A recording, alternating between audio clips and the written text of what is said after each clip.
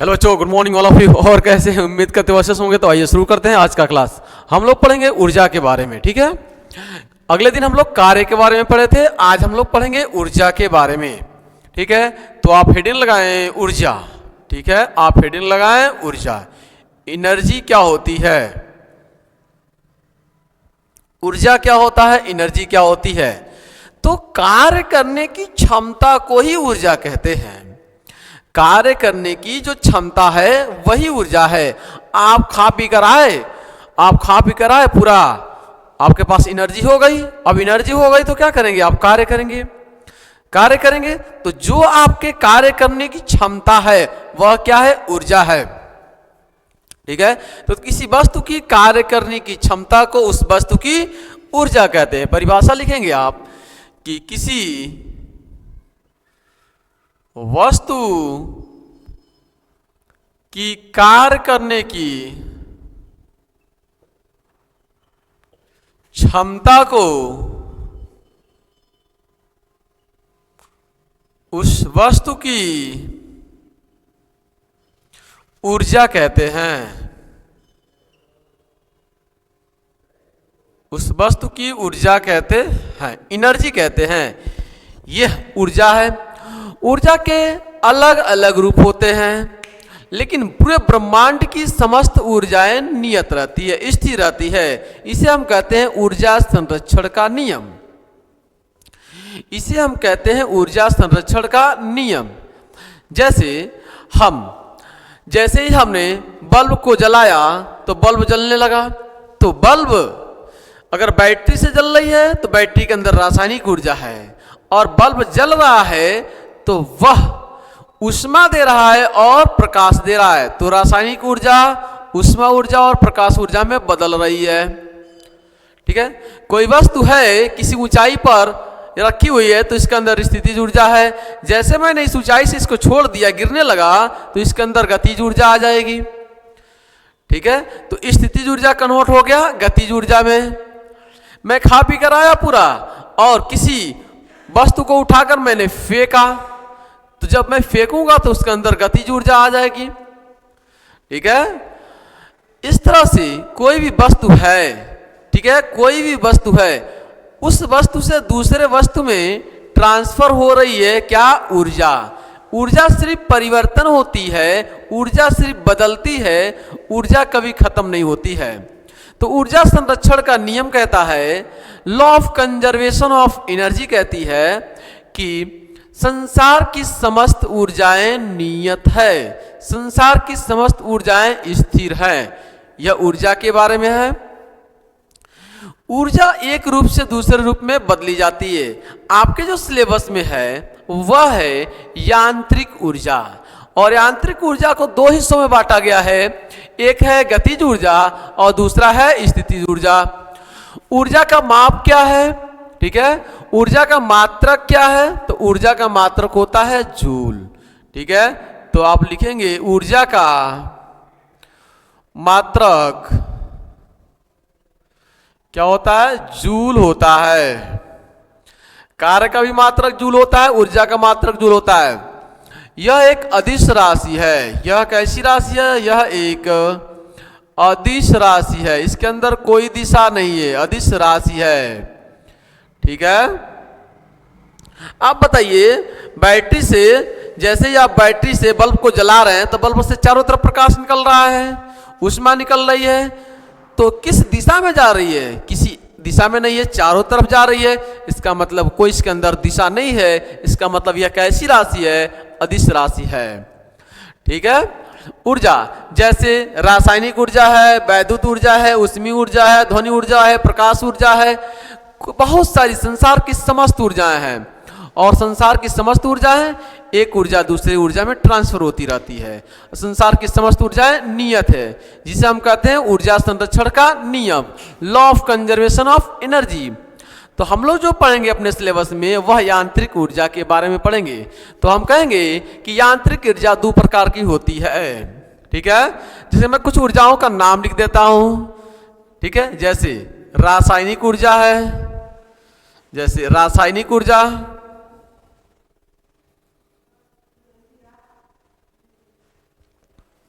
ठीक है। गतिज ऊर्जा, ध्वनि ऊर्जा, प्रकाश ऊर्जा,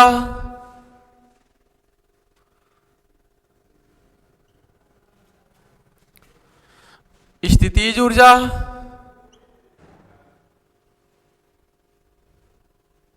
इस तरह से संसार में बहुत सारी ऊर्जाएं हैं। ठीक है, और सभी ऊर्जाएं क्या हैं? स्थिर है, नियत है।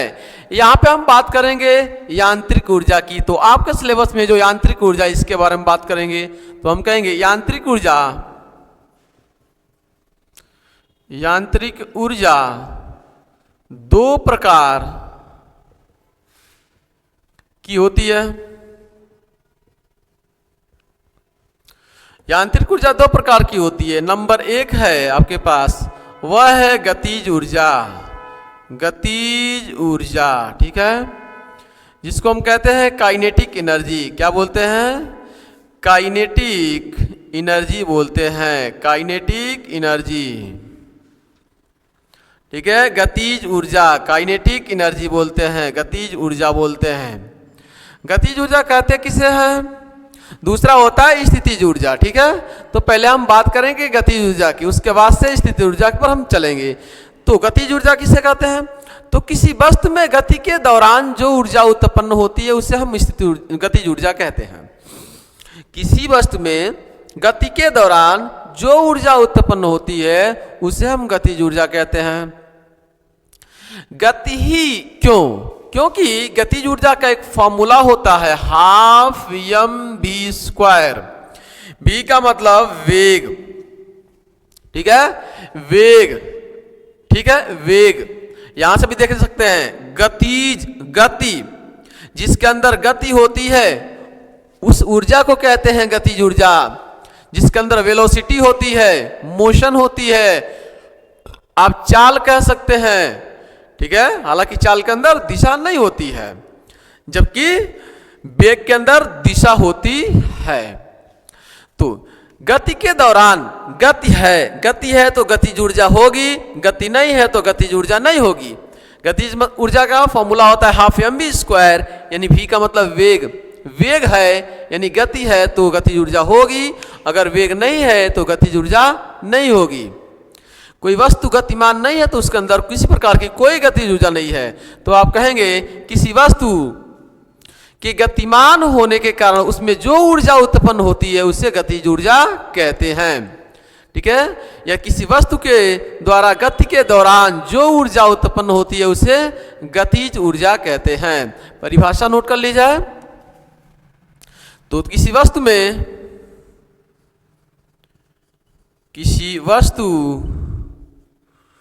में गति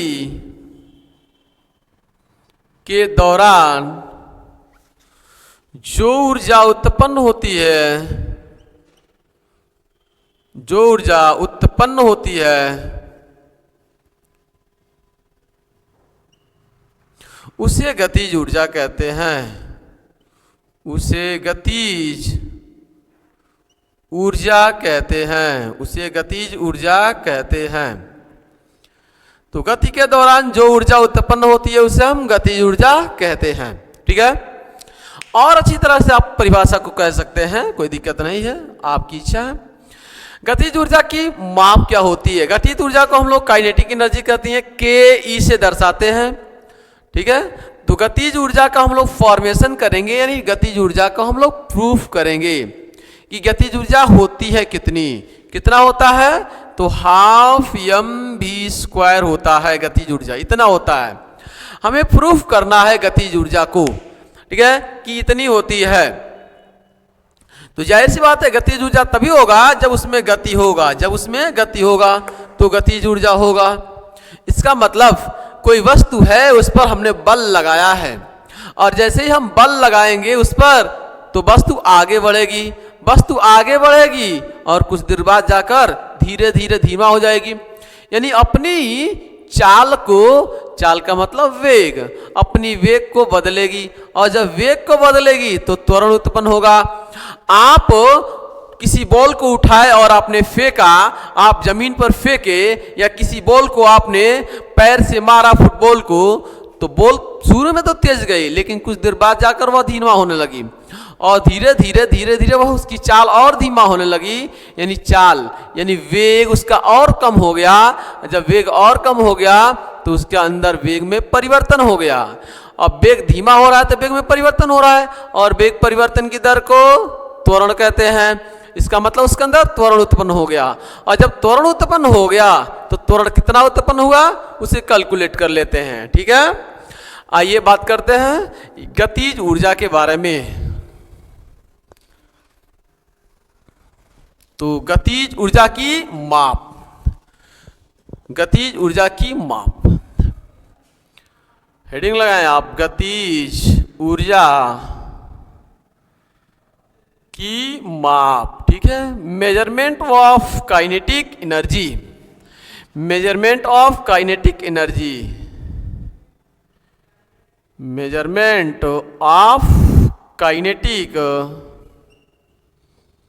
energy, measurement of kinetic energy, गतिज ऊर्जा की माप। ठीक है, तो कोई ये वस्तु है, कोई बॉल है, ठीक है, जिसका द्रव्यमान कितना है, m है, जिसका द्रव्यमान कितना है, m है। मान लेते हैं यह कोई पत्थर है या बॉल है जिसका द्रव्यमान कितना है, m है। m द्रव्यमान की वस्तु है, m द्रव्यमान की वस्तु है। इस पर मैं F बल लगा रहा हूं, नियत बल। ठीक है, बल लगाकर मैं छोड़ ही दिया। ठीक है, जैसे मैंने इस पर एक F बल लगाया, बल लगाकर छोड़ दिया, तो यह वस्तु आगे गई, कुछ दूर तक गई, कुछ दूर तक जाएगी, और धीरे धीरे इसका वेग कम होता जाएगा, धीरे धीरे कम होता जाएगा।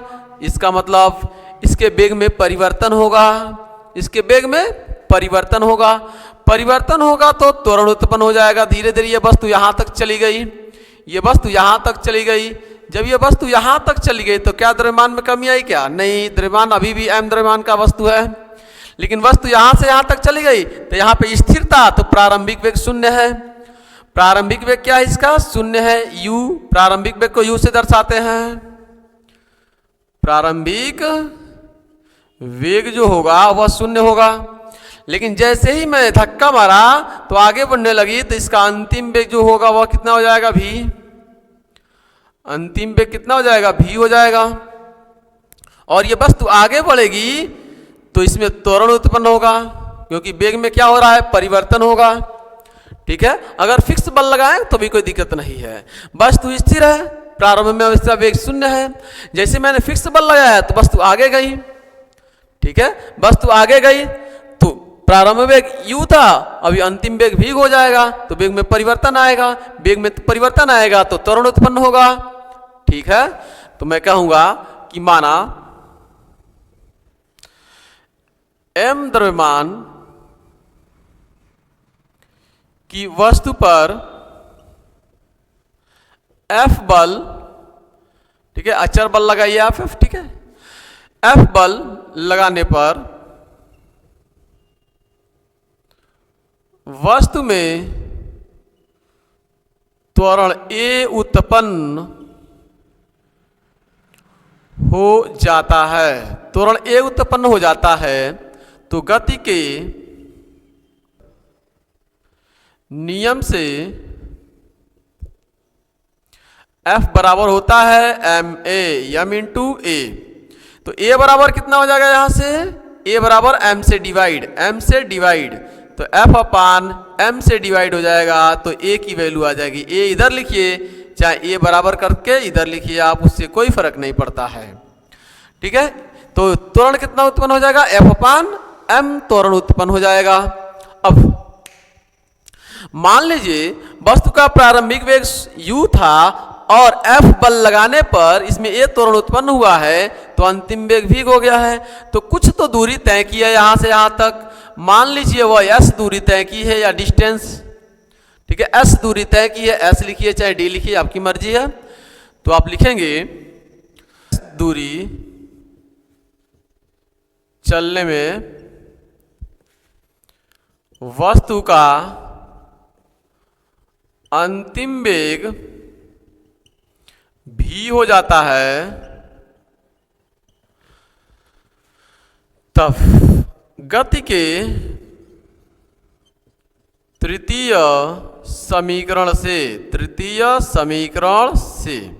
देखिएगा, तृतीय समीकरण होता है v स्क्वायर s, ठीक है। तो अंतिम वेग तो v हो गया, तो ये v रहेगा। प्रारंभिक वेग कितना है? 0 है। प्रारंभिक वेग कितना है? तो प्रारंभिक वेग 0 है, तो ये 0 हो जाएगा। प्लस का 2a का मान कितना है? तो a का मान ऊपर लिखा हुआ है कितना, f अपान m, तो यहां पे लिख देंगे f अपान में m इंटू s,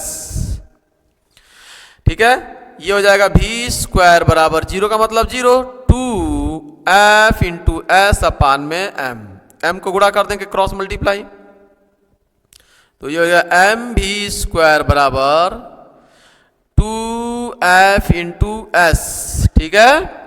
तो ये हो जाएगा आपके पास, 2 से डिवाइड कर देंगे, 2 से डिवाइड कर देंगे, तो ये हो जाएगा एम भी स्क्वायर 2 से डिवाइड कर देंगे तो अपान में 2,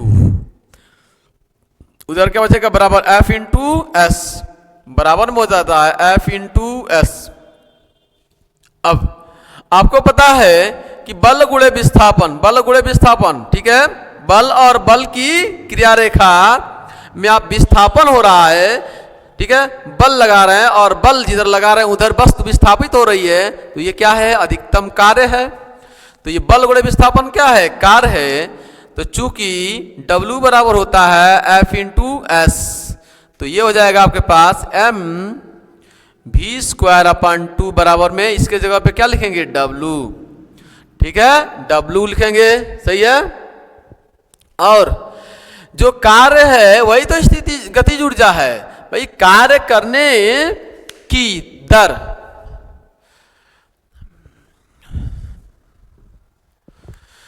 तो जो W है अर्थात कार्य करने की जो क्षमता है वही तो इस ऊर्जा है।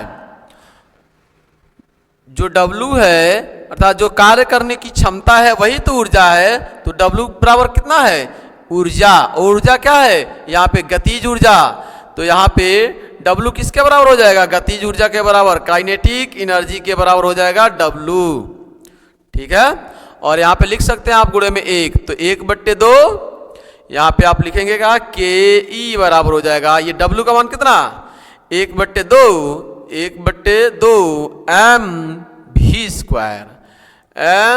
भी स्क्वायर, ये हुआ गतिज ऊर्जा का फॉर्मूला, ठीक है। तो किसी वस्तु के गति के दौरान जो ऊर्जा उत्पन्न होती है उसे हम गतिज ऊर्जा कहते हैं।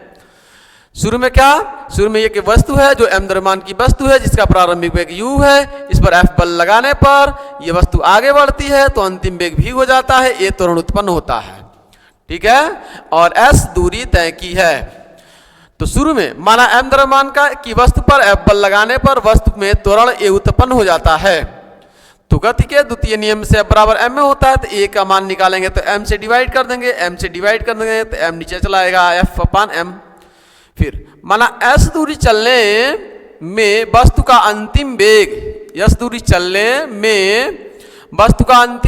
v हो जाता है, s दूरी चलने में वस्तु का अंतिम वेग v हो जाता है।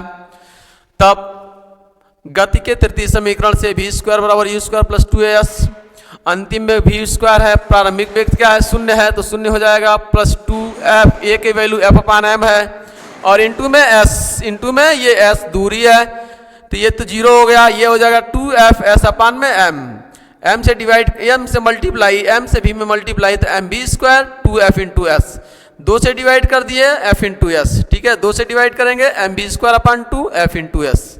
f इंटू एस है क्या? कार्य है, W है, ठीक है, तो इसके यहाँ पे W हो जाएगा, तो ये हो जाएगा m v स्क्वायर अपान 2 गुणे 1 लिख सकते हैं, तो ये हो जाएगा W किसके बराबर? जो कार्य है वही तो ऊर्जा है, तो गतिज ऊर्जा कितना? W के बराबर, तो W का मान कितना? हाफ 1/2 mv स्क्वायर, तो काइनेटिक एनर्जी हो गई m/2 1/2, काइनेटिक एनर्जी हो गई हाफ mv स्क्वायर, ठीक है। तो ये हुआ गतिज गतिज ऊर्जा। बात समझ में आ गई? बस आज के लिए इतना। Thanks for watching this video. जय हिंद, जय भारत।